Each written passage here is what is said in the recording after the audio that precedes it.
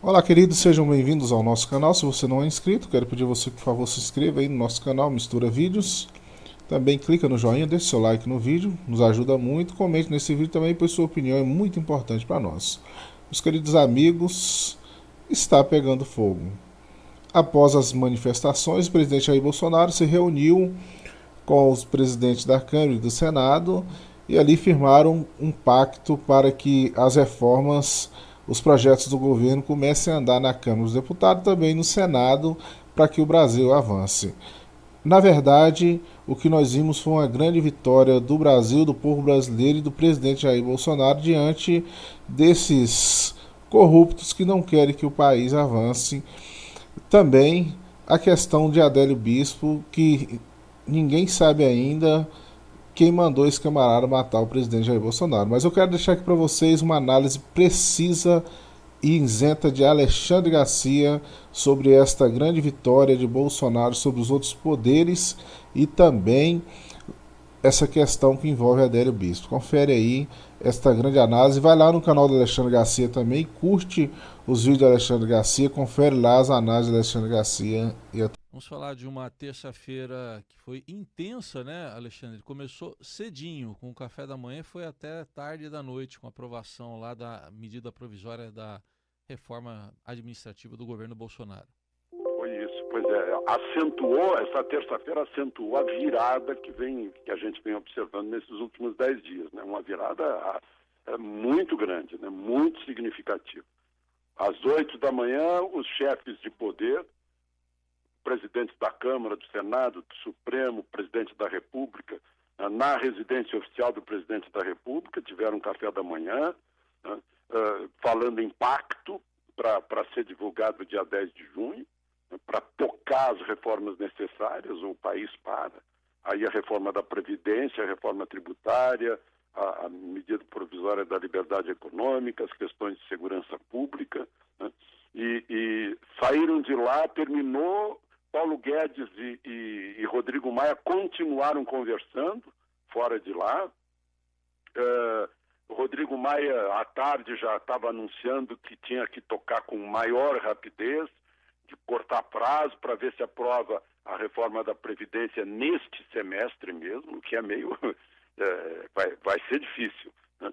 E, enquanto isso, à noite, deu 70 votos contra 4 para manter a redução dos ministérios de 29 para 22, e ainda que o presidente tenha pedido aos senadores, numa carta também assinada por Sérgio Moro e Paulo Guedes, que mantivessem a versão da Câmara, que mantém o COAF no Ministério da Economia e não o transfere para o Ministério da Justiça, o Central, o neto de Roberto Campos, que na véspera tinha defendido até reformas menores para manter a locomotiva funcionando, como ele disse, e ampliar a liberdade econômica para dar mais facilidade aos pequenos empresários, principalmente, empresários de todo tamanho, enfim, né? Num dia em que um grupo de empresários mandou para o governo apoio à reforma da Previdência. Parece que as coisas estão indo com mais rapidez agora, eu não diria mais seriedade, mas talvez sem fricções, né? Tanto para o lado do Palácio do Planalto quanto para o lado do governo dentro do Congresso Nacional. A reforma da Previdência hoje, por exemplo, está sendo discutida em comissão da Câmara e também em comissão do Senado. Parece que já estão antecipando, né, a discussão para que também corra com uma certa rapidez quando chegar ao Senado. Enfim, essa é a movimentação que já começou há mais de uma semana nesses entendimentos, as mudanças dentro daquela fricção dos mais próximos do presidente. Eu vi postagem de Carlos Bolsonaro falando sobre a Câmara de Vereadores do Rio de Janeiro, ou seja, sobre o seu mandato e não o mandato do pai dele, né? Enfim, aliviou muito o ambiente e parece que as coisas estão andando na direção das reformas necessárias. Alexandre, hoje a coluna do Estadão destaca que ainda que a Justiça tenha declarado a inimputabilidade de Adélio Bispo, a Polícia Federal vai prosseguir no inquérito aberto para apurar se há algum mandante nesse episódio da facada do presidente Jair Bolsonaro. A investigação foi prorrogada agora, em 24 de abril, por mais 90 dias, porque se estava esperando alguma possibilidade de se descobrir se alguém está financiando a defesa do agressor, né? O advogado fez um serviço gratuitamente, que é proibido pela OAB. Tem ainda coisa para ser descoberta aí, né? Tem sim, porque está cheio de interrogações no ar, né?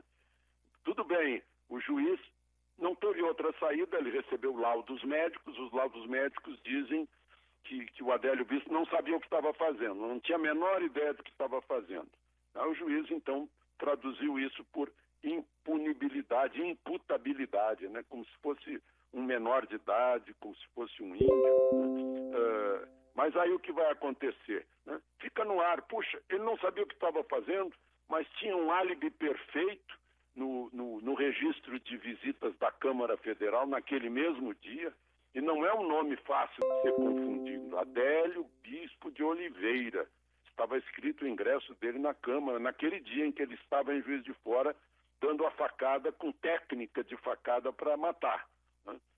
Depois a presença dele lá naquele clube de tiro frequentado por um filho de Bolsonaro, lá em Santa Catarina, né? As relações na pensão, ficou lá o tempo na pensão, o fato de ele ter curso superior, se não me engano, de psicologia, de pedagogia, né? Foi professor, então não é nenhum trouxa. Né?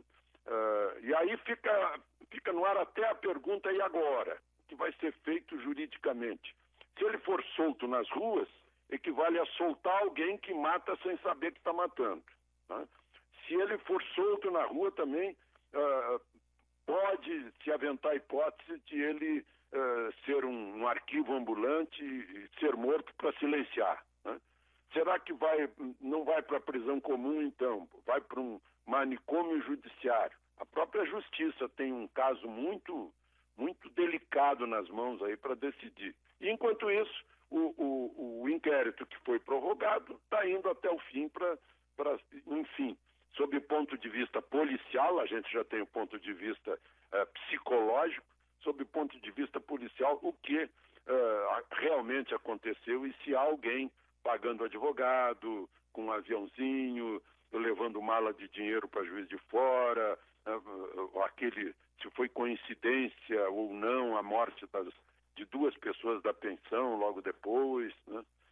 Enfim, interrogações no ar na questão Adélio Bispo. Alexandre, a Justiça aqui em São Paulo ordenou, na verdade, um bloqueio de até 128 milhões nas contas do deputado Aécio Neves, do PSTB, e de dois políticos do PTB, Cristiane Brasil e Benito Gama, de até 20 milhões para cada um. E aí? E aí, pois o que me deixa admirado desses valores é como é que pessoas de origem modesta, né, chegaram a esses valores de patrimônio, né, só ocupando cargo público na carreira. Aécio Neves, principalmente, eu lembro dele, né, com a idade que eu tenho, eu lembro do Aécinho, que era o netinho do Tancredo, que ficava aqui ajudando e tal. Tancredo mesmo, não teve nenhum patrimônio gigantesco. Aí aparece 120 e tantos milhões de bloqueio, a gente fica boquiaberto, né? Naquele caso, só para lembrar, em que ele confundiu o frigorífico com o banco. Foi pedir empréstimo no frigorífico do Joesley, né? E o Joesley sempre aí, sempre presente, né? No seu símbolo de empresário comprando político envolvido com falcatrua para tirar partido, e políticos também se aproveitando da relação para tirar partido, né?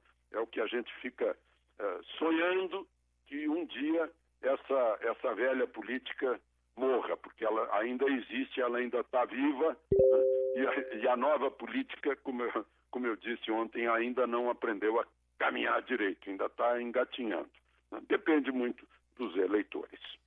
Aí está a análise de Alexandre Garcia, que volta amanhã ao Jornal Eldorado. Obrigado. Até amanhã.